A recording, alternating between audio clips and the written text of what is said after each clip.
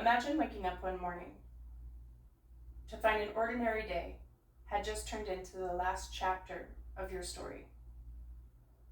That's what happened in Pompeii nearly 2,000 years ago.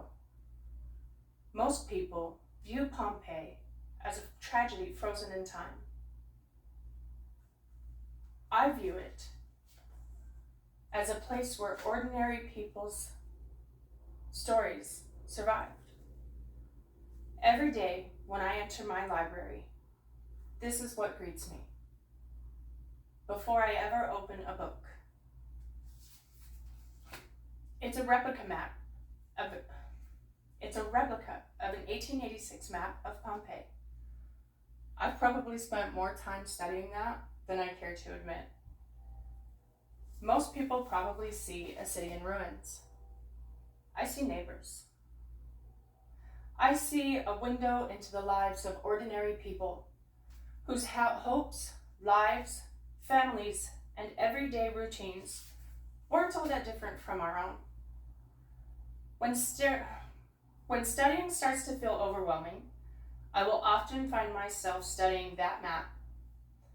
It renews that sense of discovery that made me fall in love with history in the first place.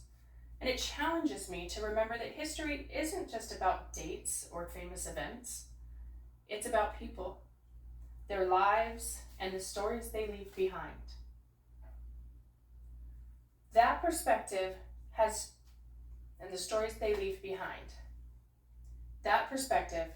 shaped who I am, and it's reflected in the 3 items I brought with me today. For those of you who haven't met me yet, my name is Harmony, and the first item I would like to show you is my journal.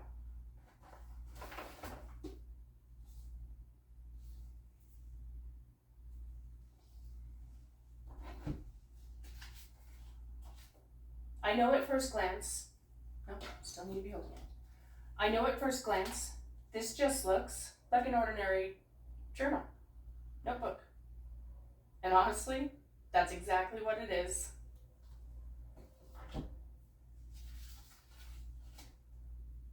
But inside are thoughts, questions, victories, failures, and lessons. I've been journaling for years, and it's become one of the ways that I process life.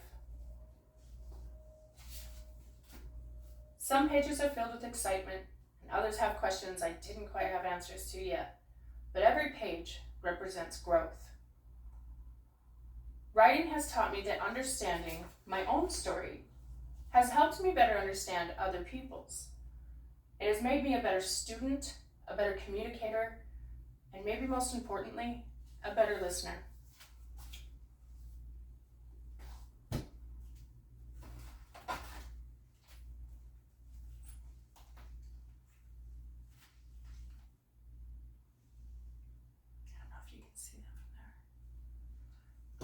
Tweak this camera thing a little bit.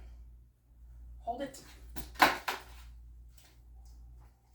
Sorry, ChatGPT. I'm working on it. Some might look at this badge and see something that opens a locked door. I see the people waiting behind it.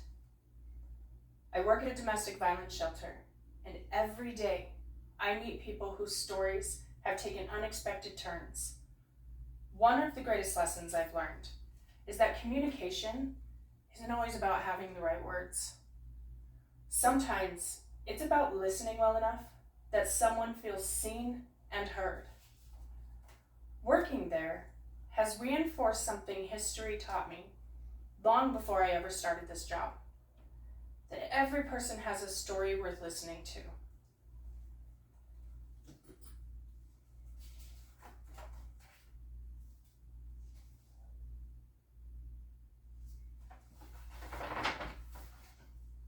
The last item represents, we'll fix that later. The last item represents where I hope these lessons take me.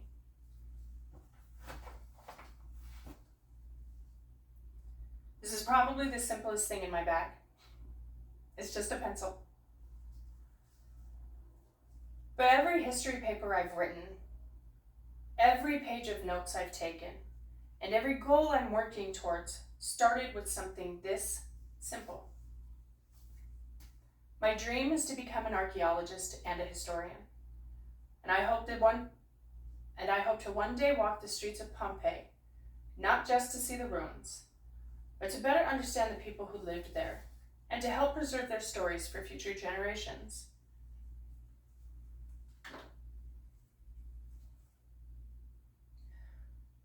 When I asked you to imagine the last ordinary day in Pompeii, I wasn't really talking about ancient history.